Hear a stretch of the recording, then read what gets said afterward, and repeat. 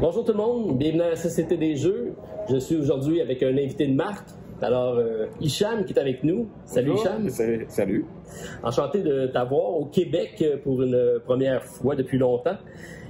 Un personnage que vous connaissez ou que vous ne connaissez pas, qui est décrit sur TikTok comme étant quelqu'un avec un regard, un sourire, une détermination et une discrétion. J'ai hâte de voir qu'est-ce que tu en penses. Alors, tu es prêt pour l'entrevue? Parfaitement prêt pour l'entrevue. Sans plus tarder, c'est parti.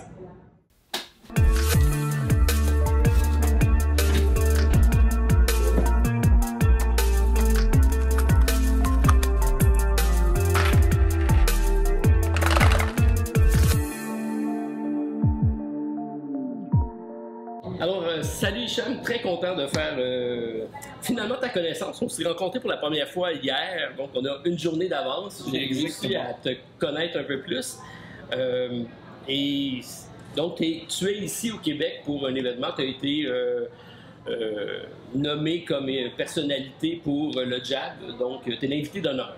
Exactement, j'ai eu l'incroyable honneur d'être invité d'honneur au JAB et donc que je vais découvrir à partir de demain. Je suis hyper content aussi d'être à Montréal, de rencontrer l'équipe du Randolph qui est le distributeur de Studio H au Québec et puis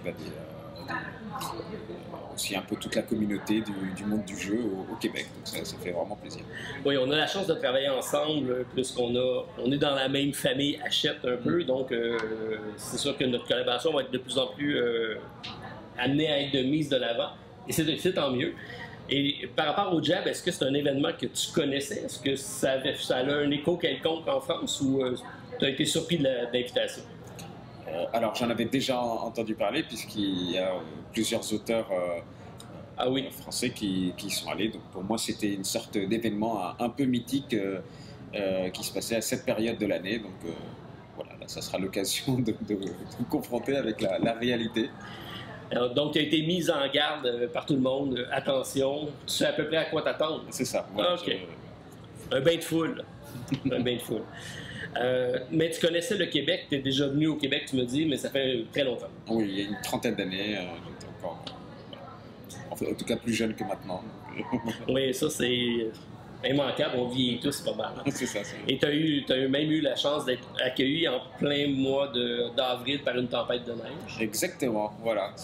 On m'aurait dit, tu vas voir, au Québec on alterne les jours de grand soleil et la neige. J'aurais dit oui, et ben là je peux le confirmer. Je peux le confirmer. Voilà, c'était en plus une belle tempête. Oui, c'était pas quelques petits flocons, là, ça tombait quand même bien. Donc, je suis content d'être avec toi aujourd'hui pour amener la discussion vers une orientation donc, qui est très prisée sur la chaîne. Il y a beaucoup de monde qui me pose la question sur le monde du jeu de société en général, comment ça se passe. On connaît très bien les designers, donc les concepteurs. Les distributeurs, on sait à peu près à quoi ils servent. Les détaillants, c'est nos amis qui nous suggèrent les jeux, ça va bien. Les éditeurs sont un peu moins connus, dans le sens que il y a plusieurs personnes qui se demandent quelle est la fonction de l'éditeur dans la chaîne de la création d'un jeu de société. Et c'est ça qu'on va regarder aujourd'hui. J'aimerais ça que tu nous parles un peu de ton métier parce que, bon, peut-être te présenter en premier. C'est quoi ton parcours? Comment tu es arrivé dans le jeu de société? Je m'appelle Hicham.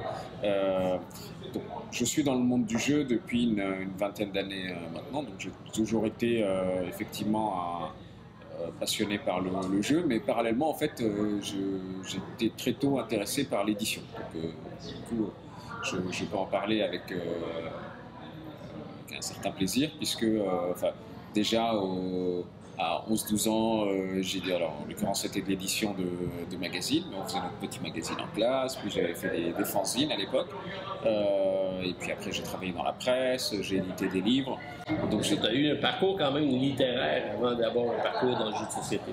Les deux, parce que j'ai fait aussi du jeu de rôle. Le jeu de rôle étant vraiment à mi-parcours entre le livre et le jeu. Oui. Donc, on va dire, la colonne vertébrale, effectivement, c'était le jeu de rôle, historiquement, ce qui m'a permis, effectivement, et de faire du roman, et puis du jeu de société, et puis après, bah, j'ai persévéré surtout dans le jeu de société. Donc voilà.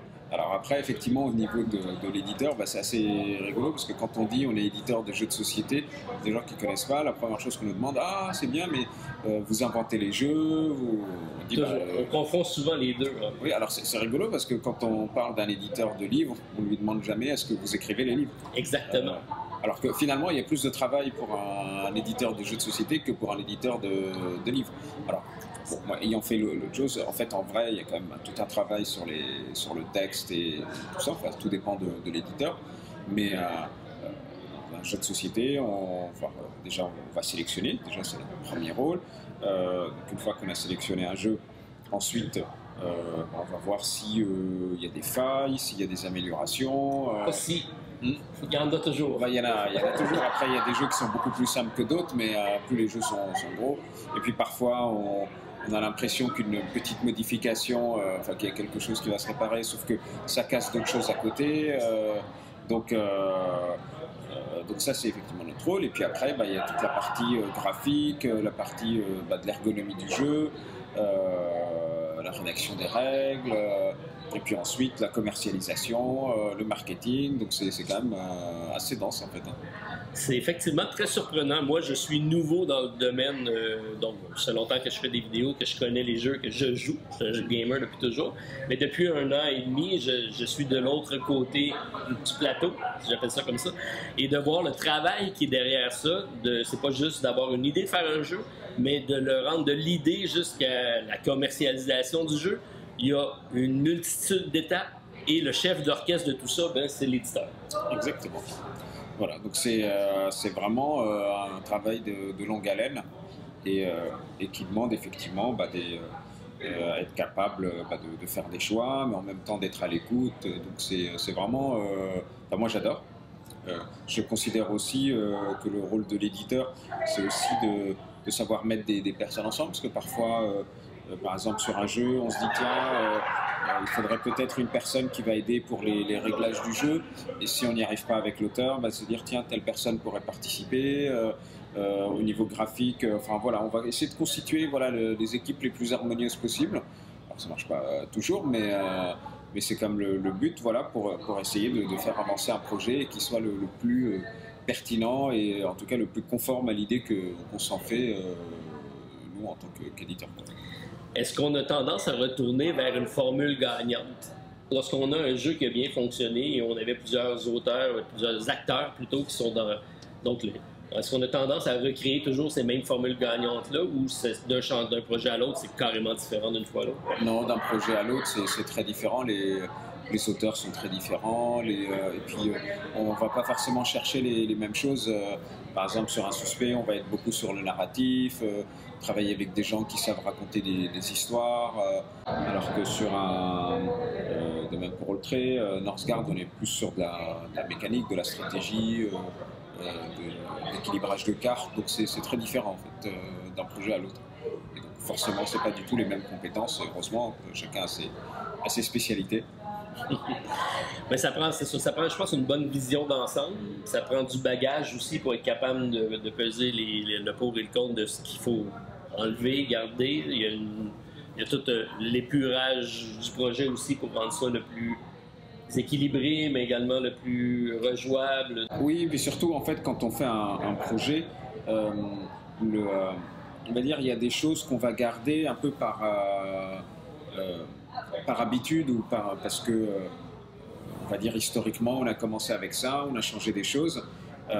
Parce on va dire, parfois, effectivement, il faut savoir avoir un regard neuf et se dire, mais finalement, est-ce que ça, c'est vraiment important ? Non, mais effectivement, on l'avait mis parce que c'était une version simplifiée peut-être qu'on a simplifié des choses et puis à la fin, on a quand même toujours gardé en fait, il y avait peut-être quelque chose qu'on aurait pu complètement enlever.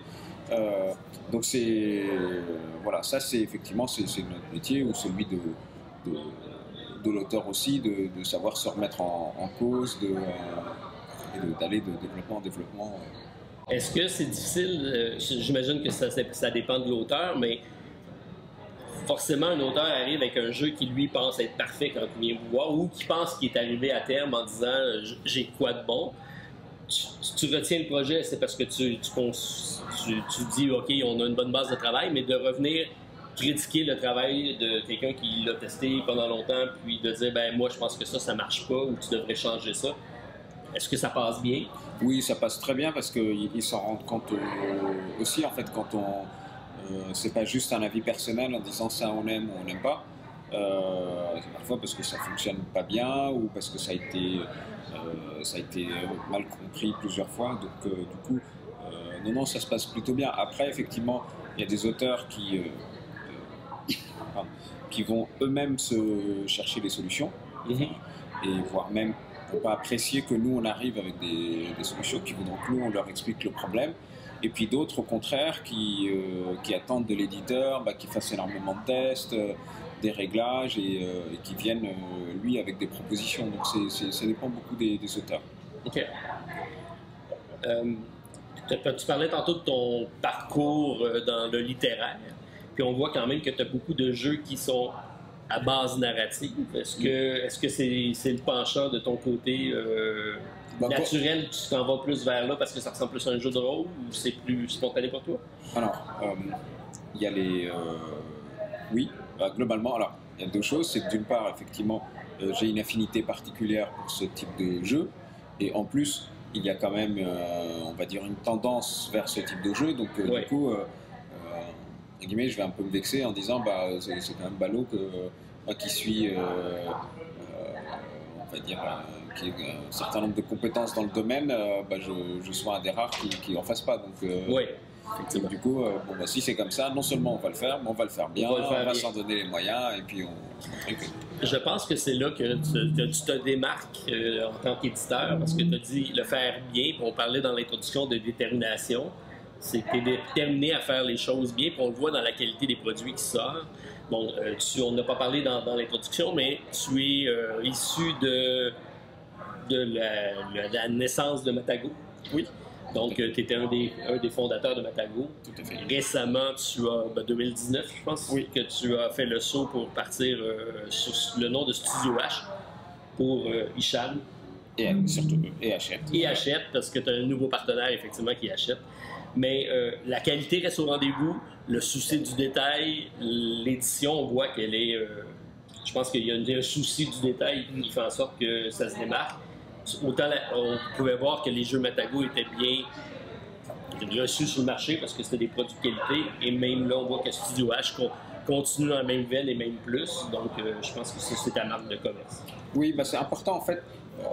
On va dire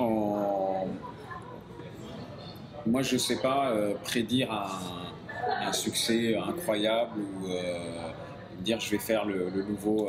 le coup de circuit. Voilà, je vais faire un jeu qui va vendre à 400 000 exemplaires l'année prochaine. On l'espère, mais si on avait la recette, on serait bien content. Donc, dis celui qui, à sa première année, il a été nommé et a reçu l'As d'or pour l'Oriflamme quand même. Ça nous a fait bien plaisir, mais effectivement pour nous, ce qui est important, c'est d'abord effectivement de faire des jeux où il y a une expérience qui soit vraiment positive, donc avec des mécanismes intéressants, matériellement, graphiquement, tout ça, qui soient les plus aboutis possibles pour avoir vraiment l'image qui soit la plus positive possible. Puis c'est aussi des jeux que nous, que moi j'aime moi les manipuler. Donc, et après, effectivement, si on rencontre effectivement un énorme succès, on sera bien content. Mais déjà, d'essayer de faire des succès, de faire aussi des jeux qui s'implantent dans la durée, donc qui ont leur propre identité, qui 1 an, 2 ans, 3 ans après sont toujours intéressent toujours. C'est aussi un challenge assez très, très important. Et voilà, donc on essaye effectivement de bien faire notre travail et de voilà, quand on regarde, on se dit voilà, il y a une vraie maîtrise, c'est agréable, voilà, C'est un point important pour nous. Est-ce que tu juges que, parce que tu as parlé de durée dans le temps, puis je pense que c'est le gros défi de plusieurs, parce que d'avoir ce qu'on appelle un evergreen, un jeu qui va rester dans la durée, c'est ça que tout le monde recherche, mais c'est de plus en plus dur avec le nombre de sorties qui se fait par année. Il y a énormément. De se démarquer, c'est déjà une chose, puis d'être capable de durer, de passer la saveur du moment, mais de rester dans le temps. Je pense que c'est là qu'on a un vrai challenge aussi. Oui, c'est très difficile. Après, sur les jeux narratifs, c'est parfois un peu plus facile parce que alors, il y en a beaucoup, mais c'est vrai qu'on se dit même dans 2 ans, on peut toujours essayer de relancer en disant mais essayez, vous allez vivre une histoire. C'est le problème par exemple d'un gros jeu expert, c'est que c'est souvent chassé par l'autre gros jeu expert du moment et puis l'autre gros jeu et on passe de l'un à l'autre. Donc c'est compliqué, mais bon après voilà, on essaye si on étudie un peu le marché, voir voilà, sur Suspect, on avait regardé un peu tous les jeux d'enquête et on s'est dit on va en faire un effectivement qui a un positionnement un peu différent des autres aussi pour pas être forcément en concurrence frontale avec ce qui existe déjà et que ça puisse être trouver son public quoi. On va parler du Suspect donc puisque tu ouvres la porte. Est-ce que ça a été une commande que vous vous êtes donnée de dire on va se faire un jeu d'enquête puis on va le positionner dans une braquette de marché qui est moins occupée? Complètement. C'est ça, c'est vraiment, vous avez eu la volonté d'aller faire Suspect. Exactement. En fait, pour te dire, j'avais eu plusieurs prototypes de jeux d'enquête et je trouvais que les enquêtes étaient assez mauvaises.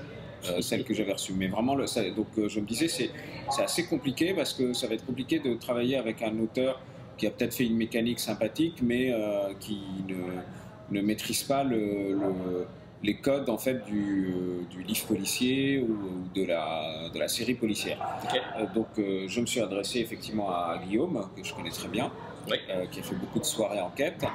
Et donc je lui ai expliqué effectivement un peu ce que je voulais et lui après il a avancé dessus, il m'a proposé un système qui m'a bien plu, il a écrit effectivement la première enquête et coécrit les 2 autres, mais effectivement la communication qu'il y avait entre nous et ce qu'on cherchait à faire, on était parfaitement en phase. Donc ça c'était un point important, donc là j'ai fait mon travail d'éditeur, c'est-à-dire que par rapport à un but donné, et j'ai trouvé la personne idéal pour ça, avec qui je peux communiquer.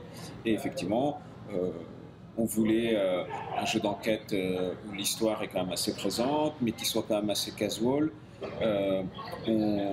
avec la volonté aussi de pouvoir lire toutes les cartes. Pour moi, c'est le point fort du jeu. Oui. Parce que tous les jeux d'enquête ou d'énigmes ou quoi que ce soit, c'est toujours une course à celui qui le fait le plus rapidement et on a l'impression de ne pas tout faire le jeu. Oui. Ce qui n'est pas le cas de Suspect, on peut se permettre de tout découvrir parce que c'est au moment où on a choisi de trouver la solution qui détermine, mais on est incité à tout regarder le jeu. Ça, je trouve ça brillant. Exactement. Alors après, il a fallu effectivement qu'on mette un système de scoring qui marche bien. Après, dans ce type de jeu, il y a toujours une part, c'est-à-dire qu'effectivement, si on part sur une fausse piste, on arrivera peut-être à marquer moins de points. C'est la vie. Ce qui est compliqué avec les jeux d'enquête marchent très bien avec ceux qui les prennent tels quels, c'est-à-dire comme quand ils regardent une série et puis voilà, ils vont essayer de trouver la réponse. Le côté ultra compétitif, ça risque d'être effectivement un peu décevant pour certains parce qu'ils vont se dire quoi. Je pense pas que ce soit la majorité des joueurs qui jouent à ce type de jeu-là qui cherchent le côté compétitif. On va là pour l'expérience de jeu, pour vivre l'enquête de Claire Harper. D'ailleurs, parlons de Claire, est-ce que c'est voulu que ce soit un personnage féminin qu'on associe beaucoup quand même à Agatha Christie? Alors oui, on voulait que ça soit effectivement, on s'est dit que ça serait plus sympa que ça soit un personnage féminin et on voulait aussi on va dire faire des interactions avec elle et donc ça c'est plutôt réussi parce que c'est vrai que par rapport à d'autres jeux d'enquête les gens se souviennent qu'ils ont joué Claire Harper. Ouais. Donc ça c'était une volonté de notre part. Là, on est en train de travailler sur un troisième suspect qui va se passer dans les années 60 et avec un couple d'enquêteurs et qui vont même se parler. Et donc, on veut vraiment effectivement raconter une histoire. On a essayé de bien calibrer les cartes pour qu'il y ait, on va dire, une quantité raisonnable de texte, pour effectivement que ça soit pas non plus... C'est pas aussi lourd que Sherlock Holmes, où t'as beaucoup de texte. Voilà, alors moi j'adore Sherlock Holmes, j'adore Détective, mais c'est vrai que Détective c'est écrit en tout petit, et on va rentrer dans le commissariat, on prend une canette, on va au comptoir, on discute, dans Suspect on a quand même tendance à aller à l'essentiel. Oui. Par contre, d'avoir des dialogues un peu piquants ou des choses comme ça, mais on va pas non plus dire voilà, Claire entre dans la bibliothèque, elle sent l'odeur de la vieille, du vieux bois. Et après, effectivement, il y a aussi une partie où les joueurs doivent un peu interpréter, c'est-à-dire que quand elle trouve un papier dans la bibliothèque, on ne va pas non plus dire elle a fouillé pendant 20 minutes, elle a trouvé un papier, mais on imagine bien que c'est pas un papier qui était posé au milieu de la table en disant elle l'a cherché, voici le testament, ou donc elle a cherché, elle a trouvé un papier intéressant parce qu'elle est très forte, voilà, donc voilà. Après, l'auteur lui vient aussi du monde des soirées enquêtes et des choses comme ça, donc c'est un peu des mécanismes, on fouille, on trouve voilà, on va trouver un papier.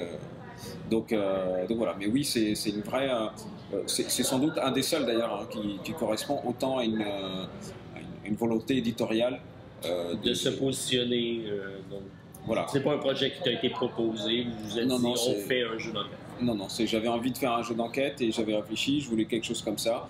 J'étais complètement en phase avec Guillaume, donc du coup j'étais ravi de ce qu'il a fait, et on communique énormément aussi pour trouver les collaborations avec d'autres auteurs, donc on discute beaucoup de ce qu'il faut qu'on leur demande, qu'est-ce qui marche pas, donc ça c'est vraiment, voilà, on va dire Suspect, c'est la quintessence de mon travail d'éditeur en quelque sorte. Ah oui? Tu le positionnes là par rapport, parce que tu as eu quand même Oltré a quand même été... Non, là je parle, alors je dis pas c'est la quintessence de mon résultat. Non, mais c'est ça, mais toi en tant qu'éditeur, c'est ton jeu que tu trouves le plus achevé ou le plus travaillé?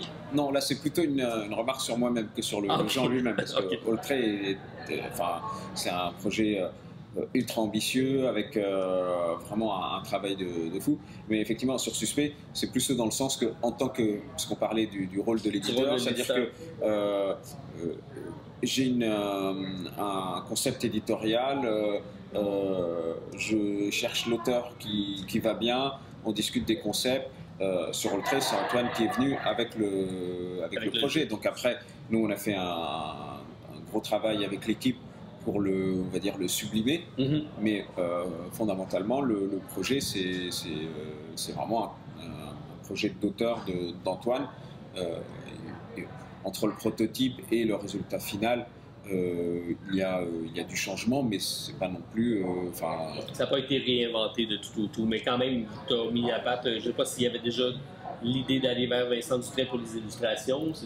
Voilà, c'était des discussions assez vite au début, mais globalement, le jeu c'est-à-dire que quelqu'un qui aurait joué il y a 5 ans, qui rejoue maintenant, il faudrait vraiment qu'il ait une très bonne mémoire pour se dire ah oui, c'est des petits réglages, il y a des choses dans l'histoire aussi qu'on a un peu actualisées.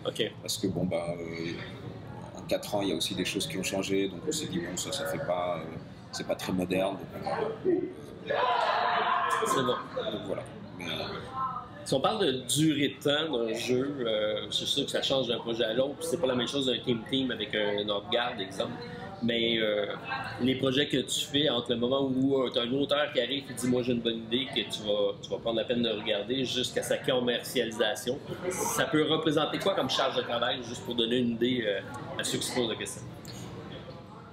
Alors c'est compliqué de parler de charge de travail, je peux parler de délai. Oui. C'est-à-dire que vraiment 1 an et demi, c'est que c'était un projet qui était très avancé, où en plus on est allé très vite parce qu'on pensait que là il faut qu'on se dépêche de le sortir avant que d'autres sortent des jeux similaires.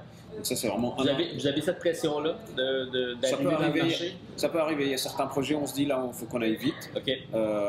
Donc là je dirais que 1 an et demi c'est vraiment le minimum, mais ça peut aller jusqu'à 4-5 ans sur certains projets. OK. Non, c'est quand même assez. Après, on essaye d'être plutôt à 2 ans. Oui, idéalement, on essaie, on essaie de garder ça court, mais c'est pas nécessairement facile. Si on parle de Northgard qui a passé par une campagne Kickstarter, est-ce que ça prolonge ce délai-là? Est-ce que ça change quelque chose dans la commercialisation par rapport à un jeu qui va sortir directement en boutique? Oui, alors, ce que ça change principalement, c'est que il y a des choses qui ont été... il y a eu des promesses et après, il faut tenir les promesses. Toujours ça d'incident. Voilà. Alors que sur un jeu autre, et ben, si les coûts de production vont augmenter ou si on veut diminuer le prix, on peut peut-être se dire on peut changer la taille des cartes, on peut enlever ça jusqu'à assez tard dans le prolongement du projet. Alors que là, bah, voilà, c'est ce qu'on a promis, c'est ce qu'on va livrer. Donc la souplesse est, y compris parfois des choses où on se dit mais là ça va nous retarder de 3 mois, pourquoi on a dit on a promis ça, bah c'est promis. Voilà, alors que dans d'autres on va dire bon bah voilà ça on va arbitrer, est-ce qu'on fait ça mais on perd 3 mois, non, hop, on va faire... Alors, est-ce que pour toi, c'est à refaire une campagne Kickstarter là? Est-ce que certains projets n'ont pas le choix de passer par là pour avoir l'aval ou la précommande de certains publics parce que c'est un projet peut-être plus ambitieux ou moins dans ta ligne éditoriale? Ou tu pourrais carrément mettre ça de côté en disant moi, je me concentre sur la boutique? Alors, je pense qu'aujourd'hui, quand il y a des figurines, que c'est un peu ambitieux, la campagne Kickstarter... à son utilité. Oui, parce qu'en fait, c'est des projets avec d'énormes coûts fixes et la campagne Kickstarter permet de les soutenir. Et puis surtout, si on prend le cas de Northgard, bah, si le jeu trouve son public effectivement en magasin, il y aura 2 extensions qui ont déjà été créées pour la campagne Kickstarter. Oui. Moi, je l'ai vécu à Matago, puisque nous, on avait fait Cyclades et Kemet. Donc, à l'époque, c'était vraiment... on arrivait, les gens disaient « Waouh, c'est incroyable !» Et puis, bah, après, il y a eu Kickstarter. Et nos amis de Cool Mini faisaient des projets. Et donc là, on se dit... on va dire... c'est un peu de la mauvaise foi de ma part quand je dis ça, mais on dit c'est un peu de la concurrence déloyale parce que nous effectivement sur un Cyclade il y a des extensions qu'on n'a jamais sorties, par exemple de sortir juste quelques créatures, dire oh, ça va coûter très cher en moule, ça apporte pas grand chose, mais finalement c'est ce qui est demandé par les joueurs, alors que quand on fait une campagne Kickstarter, et Club Miner Note par exemple sur un Mood Rage, ils sortaient des petites boîtes de créatures, mais parce qu'elles étaient déjà financées, donc ça permet de dynamiser le jeu. Voilà. Et alors que nous, effectivement, on ne pouvait pas non plus se permettre de faire ça. Et aujourd'hui, c'est une avalanche de projets comme ça. Donc, si on veut être au niveau, c'est sûr que le Kickstarter, on va dire pour des gros jeux. Gros jeu avec figurines, oui. C'est peut-être ça va rester. Mais c'est beaucoup le public cible aussi. Quand tu arrives avec un Team Steam sur Kickstarter, ça ne fonctionnera pas vraiment. Il faut que tu aies un jeu avec beaucoup du tape à l'œil, quelque chose avec du jeu. Là. Exactement. Je confirme effectivement pour couvrir les campagnes Kickstarter depuis longtemps, c'est effectivement là que les gros scores de financement se font. OK. Puis est-ce que par rapport à la compétition versus ceux qui parlent de compétition déloyale, Kickstarter, qui est une précommande pour beaucoup d'auteurs maintenant, pas d'auteurs, mais d'éditeurs, c'est rendu une boutique plus qu'un site de sociofinancement? Alors, oui, mais c'est-à-dire que c'est sûr que aujourd'hui, aller sur Kickstarter, c'est pour un projet ambitieux, et c'est beaucoup de moyens. Ça peut être facilement sur un gros projet $100 000 d'investissement initial. Donc oui, pour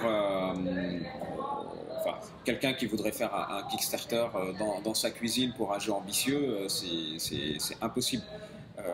Par contre, là où effectivement on va dire le phénomène de stretch goal et tout ça, moi je suis assez en désaccord avec ceux qui disent c'est très artificiel parce que tout est déjà développé et tout ça.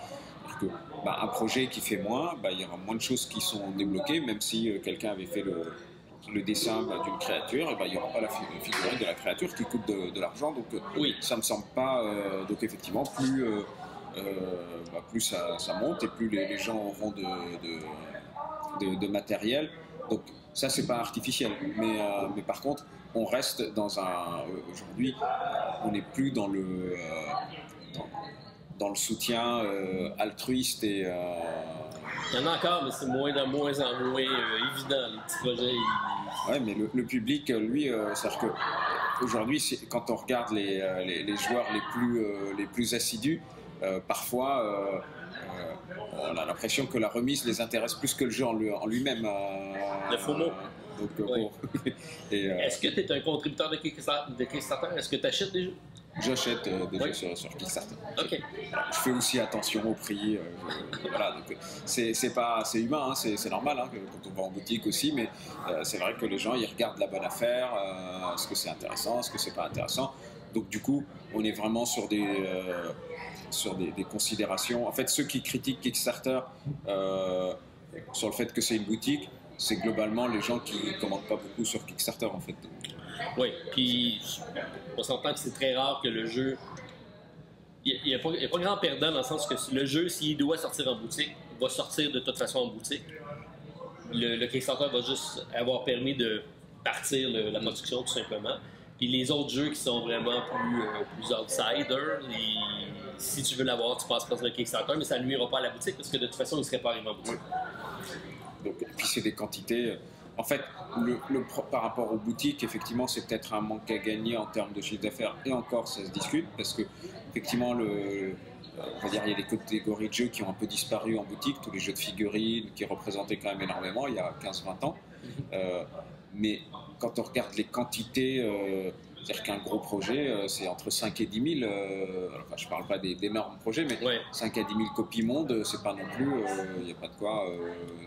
Non, prenons l'exemple de Northgard, la campagne générique combien de backers?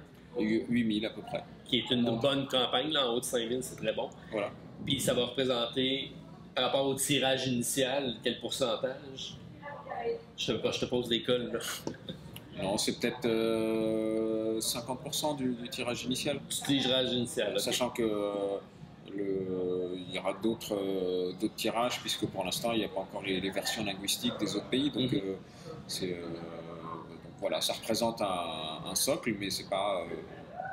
Oui, parce que dans la durée de vie du jeu, la balance du temps, c'est de la réimpression. Exactement. Donc, ça va s'en aller en diminuant en pourcentage, c'est sûr et certain. OK. Est-ce que tu peux en profiter pour nous parler d'un peu des projets qui s'en viennent pour toi chez Studio H? C'est quoi l'avenir de Studio H? Alors, donc, on a parlé de Northgard, donc, qui arrive cet été, donc jeu de stratégie, exploration, enfin c'est un vrai 4X, exploration, développement, construction. C'est à la fois, il y a pas mal de finesse stratégique, en même temps c'est très accessible. Donc ça, on y croit beaucoup et on espère que vous serez nombreux à nous suivre avec le jeu qui est à la fois qui a sa vraie identité en tant que jeu de bateau, son vraie originalité, mais pour les joueurs en plus du jeu vidéo, ils retrouveront pas mal de sensations du jeu. Est-ce que tu penses qu'il va y avoir des adeptes du jeu vidéo qui vont être tentés d'aller... Est-ce que vous l'avez vu dans la campagne? Clairement, oui, ça c'est sûr. OK. Donc, c'est des nouveaux gamers. Là. Oui. En fait, on le voit aussi parce que, déjà, on voit dans les commentaires, des choses comme ça qui demandent, mais aussi le taux de nouveaux, de primo. Ils sont pas tous super backers comme nous. Voilà, de primo backers était quand même supérieur à la moyenne. Okay. Et souvent, d'ailleurs, dans les projets de jeux vidéo, effectivement, on se rend compte qu'il y a plus de backers que sur un projet, effectivement, ce qui est assez logique. Hein, mais... Ça, c'est une plus-value parce que pour vous, c'est de la clientèle nouvelle, puis c'est une clientèle que vous pourriez difficilement aller chercher autrement parce que c'est hors de notre réseau de distribution normalement. Exactement. Donc ça, c'est vraiment bien et on espère que le jeu s'implantera aussi grâce aux joueurs qui connaissent le jeu vidéo, puis ceux qui ne connaissent pas le jeu vidéo, ils prendront tout autant de plaisir à y jouer. Je confirme parce que j'ai fait ma première partie cette semaine, mes 2 premières parties, même mes 3 premières parties, puis on vient de terminer la vidéo qui sera disponible. Là, j'ai fait Vidéo 2 joueurs sur ma chaîne. Fait que ça s'en vient tout prochainement. Beaucoup de plaisir. Parce que en fait, le jeu existait avant qu'il soit thématisé Northgard. OK. Et en fait, on cherchait un thème. Northgard collait assez bien. Après, il y a eu un assez gros travail d'adaptation. Ce qui fait que, on va dire, le socle, il y avait un socle qui était déjà assez présent. Mais effectivement, il y a eu comment gérer la phase de l'hiver, comment intégrer les ressources du jeu. Donc il y a eu un petit travail de réglage, mais le jeu était déjà existant et tout à fait performant avant d'être collé sur la licence. Donc dans ces cas-là, c'est là où c'est un peu gagnant parce que